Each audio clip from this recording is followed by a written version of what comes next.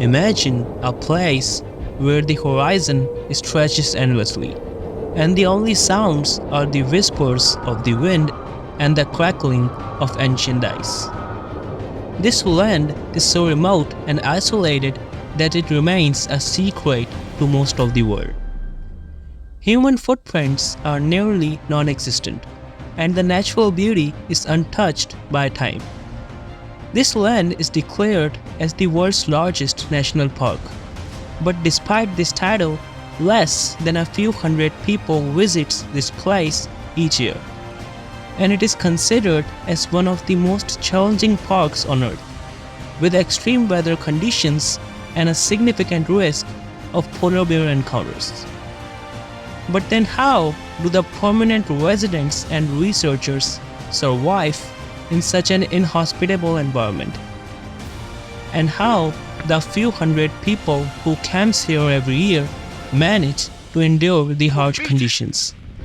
Find out on our channel, The Curious Corner.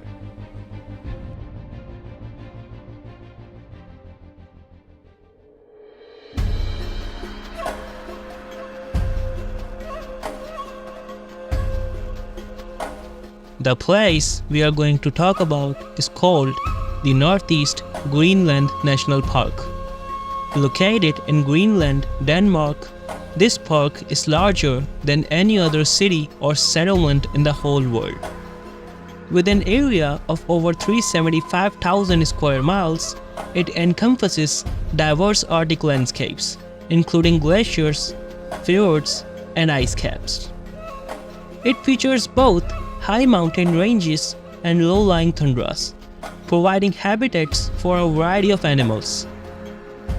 With temperatures dropping below -22 degrees Fahrenheit, the harsh climate can turn the landscape into a frozen labyrinth, with unpredictable storms and intense fog. Adding to the challenge is the presence of polar bears.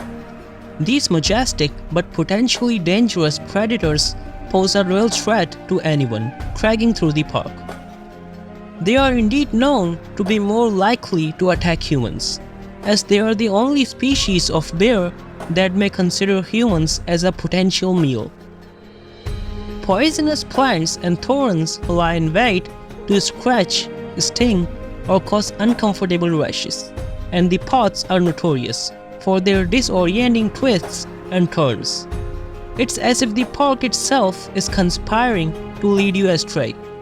One wrong turn and you could end up wandering for days, desperately trying to retrace your steps while your provisions dwindle. Arctic foxes, walruses, seals, reindeer, and muskoxens are commonly found around the park. However, all of them are less likely to attack humans, but can become aggressive if a safe distance is not maintained. But these are not the only challenges that make the park the least visited in the world. The park itself is one of the most remote places on Earth, accessible only by special expeditions. There are no regular tourist facilities or transportation options, so visits typically require careful planning and coordination. To even apply for a permit to access the park, one must demonstrate and prove their capability to survive in the harsh environment. This might involve showing experience in similar conditions, having appropriate gear, and proving that you are prepared for the potential challenges of the Arctic environment. People preparing to camp in the Greenland National Park pack high-quality insulated and waterproof clothing, with thermal gloves, warm hat, and waterproof insulated boots with good traction, for walking on ice and snow. As there is complete darkness in winter and the temperature gets too low, the camping season begins in summer, but it can still get cold. Even frost and occasional rainfall occurs during the summer, so layering is crucial to manage body heat and to protect against cold wind and moisture. 4-season tent with sleeping bags rated for temperatures around freezing are recommended for visitors. Lightweight stove with adequate fuel for cooking and a reliable water filtration system with purification tablets are also recommended to ensure safe drinking water from natural sources. As there are no established lodgings or amenities within the park, familiarizing yourself with navigation techniques and carrying a comprehensive first aid kit with signaling equipment is necessary. The park is so remote that cell services are practically a myth, with no hope of summoning help, so satellite phones with an old-fashioned map and compass are required.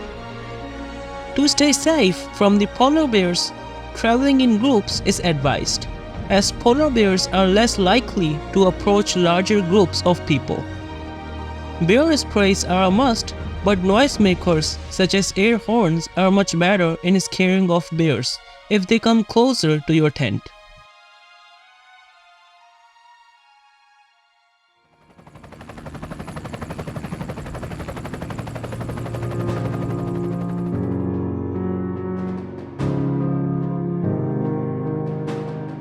Researchers plan their expeditions well in advance. Supplies including food, fuel, and equipment are often pre-positioned or airlifted to advanced bases. The national park is a protected area. However, certain indigenous groups are permitted to hunt within the park's boundaries, as their whole survival depends on it. These communities have been living in Greenland for centuries, as the international and national laws recognize the rights of indigenous populations to continue their traditional practices. The closest settlement near the park is the Itoquatormi, which serves as a gateway to the visitors. As there are no commercial flights directly to the national park itself, people often use boats or helicopters to reach the Itoquatormi settlement. The fact that the park covers almost half of the Greenland's total area, the Greenland doesn't have any future plans to urbanize this land for potential development. Though the Greenlanders generally seem to appreciate the park for its environmental and cultural importance, rather than its view. As we conclude our exploration of Greenland National Park, we come to appreciate not just the sheer scale and beauty of this remarkable place, but also its profound significance in the global landscape of conservation. Thank you so much for watching. Please like and subscribe our channel, The Curious Corner.